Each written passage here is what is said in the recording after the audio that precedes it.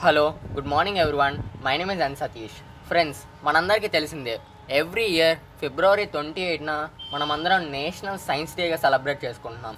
అయితే దీనికి కారణం one of the great Indian physicist అయిన చంద్రశేఖర్ వెంకట్ రామన్ గారు 1928లో రామన్ ఎఫెక్ట్ని కనిపెట్టారు. అయితే దీనికి ఆయనకి 1930లో నోబెల్ ప్రైజ్ వచ్చింది. అయితే ఇంత గొప్ప అచీవ్మెంట్కి గాను రామన్ గారికి నోబెల్ ప్రైజ్ వచ్చిన డేట్ని మనమందరం నేషనల్ సైన్స్ డేగా సెలబ్రేట్ చేసుకున్నాం. ఈ సైన్స్ డే రోజున దేశంలోని ఎన్నో స్కూల్స్లో సైన్స్ ఎగ్జిబిషన్స్ కండక్ట్ చేస్తూ ఉంటారు.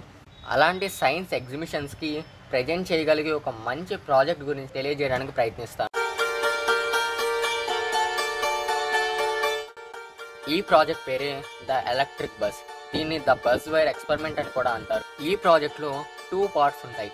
ఒకటి ఛాలెంజింగ్ పార్ట్, ఇంకోటి ద హోల్డర్ పార్ట్. దీన్ని ఒక గేమ్ అని కూడా మనం అనొచ్చు. ఈ గేమ్ యొక్క గోల్ చాలా సింపుల్. ఈ హోల్డర్ని ఛాలెంజింగ్ పార్ట్లోని ఒక ఎండ్ నుంచి మరొక ఎండ్కి తీసుకెళ్ళాలి. అయితే ఇందులో కండిషన్ ఏంటంటే ఆ హోల్డర్ని తీసుకెళ్ళేటప్పుడు ఎంతో ఫోకస్తోనూ ఎంతో కాన్సన్ట్రేషన్తోనూ తీసుకెళ్ళాలి. సో దట్ ఆ హోల్డర్ ఆ ఛాలెంజింగ్ పార్ట్ని అసలు టచ్ కూడా అవ్వకూడదు. ఒకవేళ అలా టచ్ అయితే బజర్ అనే ఒక సింపుల్ ఎలక్ట్రిక్ కాంపోనెంట్ నుంచి సౌండ్ అనేది రిలీజ్ అవుతుంది. దీని వర్కింగ్ ప్రిన్సిపల్ చాలా ఈజీ. నేను ఇంతాక చెప్పిన ఆ ఛాలెంజింగ్ పార్ట్ మరియు ఆ హోల్డర్ కాపర్తో తయారు చేయబడ్డాయి. మనందరికీ తెలిసిందే copper is the good conductors of electricity. Switch, battery, బజర్తో ఇది ఒక సింపుల్ సర్క్యూట్. కానీ ఈ సర్క్యూట్లో ఒక చిన్న చేంజ్ ఏంటంటే చివరిలో అటాచ్ చేయాల్సిన 2 వైర్స్ ఒకటి ఛాలెంజింగ్ పార్ట్కి, మరొక దాన్ని హోల్డర్కి అటాచ్ చేసాం.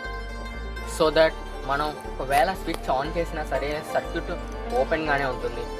ఒకసారి మనం ఈ గేమ్ని ఆడటం మొదలుపెట్టి ఒకవేళ హోల్డర్తో ఛాలెంజింగ్ పార్ట్ని టచ్ చేస్తే ఆ 2 వైర్స్ కలిపినట్టు సర్క్యూట్ క్లోజ్ అయ్యి బజర్ సౌండ్ చేస్తుంది. ఈ ప్రాజెక్ట్తో మనకి ఎంత కాన్సన్ట్రేషన్ లెవెల్ ఉంది, మనం ఒక దాని మీద ఎంత ఫోకస్ చేయగలగం అనేది నిర్ణయించబడుతుంది. సో ఈ ప్రాజెక్ట్ సింపుల్ అలాగే యూస్ఫుల్ కూడా. Thank you for watching.